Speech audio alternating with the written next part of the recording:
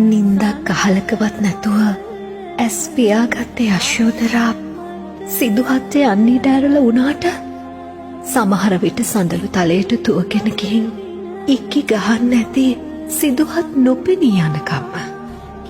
ආපහු හැරිලා නොබලපු නිසා සිදුහත්ට නොපෙනුනාට චන්නයි කන්තකයි දෙන්නම දකින්න නැති ඒ දරාගත්තු යසෝදරාවගේ පින්වන්ත මුහුණ.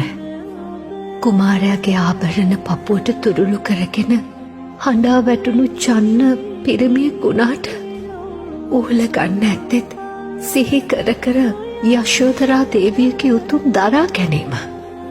ඒ දරා ගැනීමට පොළව කුගුරලා අහස තෙතරලා කම්පා වෙනකොට ඒක හොඳටම දැනෙන්නේ නැත්තේ කන්තකට. කන්තකගේ ලය පැලුණ කිව්වට සමහර විට කන්තකගේ ලය පැලුනේ ආපහු ඇවිත් යශෝදරා දේවියගේ මූණ බලන්න බැරිකමටත් එක්ක වෙන්න ඇති.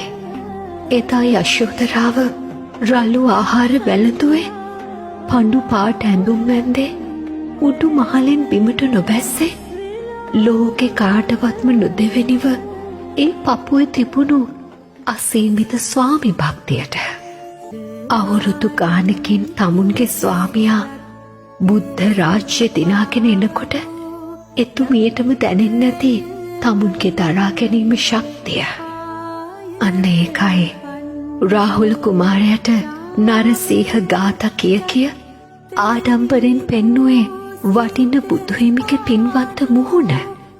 ලෝකෙම නිවන්න ඕනෙ නිසා යශෝදරා දරාගත්ත මිසක ඕනෙ නම් තිබුණා සිදුවත්ගේ උණුහුමේ තනියම නිවෙන්න. එකම එක කඳුලක් හරි හෙළුවනං එදා යශෝදරා සිදුහත්ට පේන්න ඇත්තටම අත බුදු කෙනෙක් නෑ මේ තුන් ලෝකෙටම. විවරණ ගන්න කලියෙන් පිරිමියෙක් බුදු වෙන්න විවරණ දෙන්නයි ඕනේ තමුන්ගේ බිරිඳට යශෝදරාවක් වෙන්න.